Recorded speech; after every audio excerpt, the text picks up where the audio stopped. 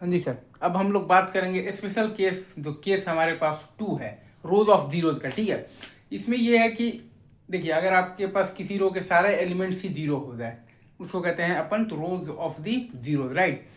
तो इससे होगा क्या कि नेक्स्ट टर्म का रो आप डिटरमाइन नहीं कर पाएंगे, मतलब कि रूट टेस्ट आपका हो गया है फेल।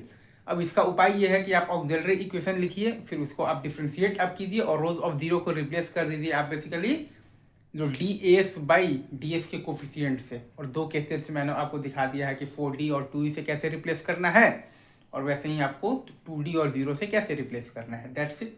अच्छा, अब इसमें मैंने आपको 3-4 ये पॉइंट्स बता दिए हैं कि ऑक्सिलरी इक्वेशन जो है वो ओरिजिनल आपका जो कैरेक्टरिस्टिक इक्वेशन है उसी का पार्ट है, उसके रूट्स जो हैं वो ऑलरेडी वो कैरेक्टरिस्टिक मतलब कि इक्वेशन के ही रूट्स हैं। जो आपका जो कैरेक्टरिस्टिक इक्वेशन है उसी को फैक्टराइज आप करेंगे तो एक फैक्टर आएगा आपके पास auxiliary equation, as simple as that. अच्छा, अब इसमें अगर आप ये देखिएगा कि ऑक्सिलरी इक्वेशन ऑब्वियसली ये भी है कि हमेशा इवन डिग्री इक्वेशन ही मतलब कि आएगा, मतलब कि रोज ऑफ जीरो उसके नीचे वाला मतलब कि हमेशा ऑड पावर ऑफ एस में ही आएगा, ये बहुत इंपॉर्टेंट क्राइटेरिया है।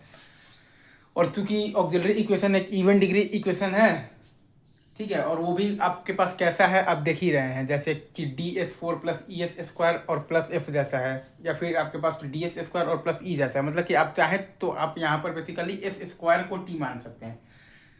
तो इससे जो S² का रूट आएगा, फिर S का रूट आ जाएगा आपके पास प्लस माइनस वो। तो roots of the auxiliary equation will always be symmetric basically, मतलब भाई तो किसके रेस्पेक्ट में, तो with respect to the origin. तो केसेस बनेंगे 5, और वो पांचों केसेस में मैंने बता दिया कि अगर आपके पास रोज ऑफ द जीरोज आया है, मतलब कि या तो सिस्टम अनस्टेबल है और नहीं तो सिस्टम आपका मार्जिनली स्टेबल है।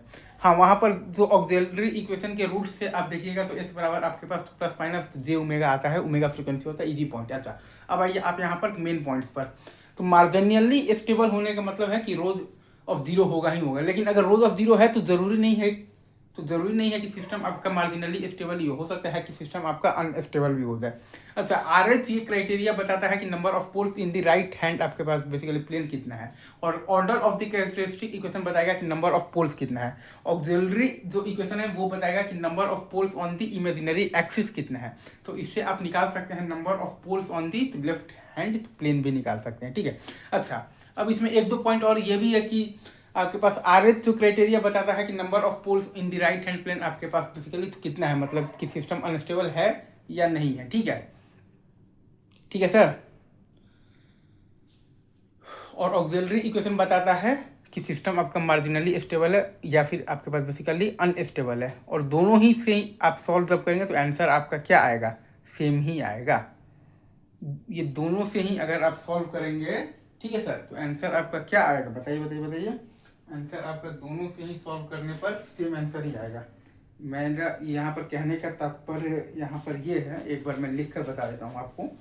मैं यहाँ पर आपसे ये कह रहा हूँ कि दोनों ही तरीका से अगर आप अगर आप तो करेंगे तो सेम रिजल्ट ही आएगा, ठीक है।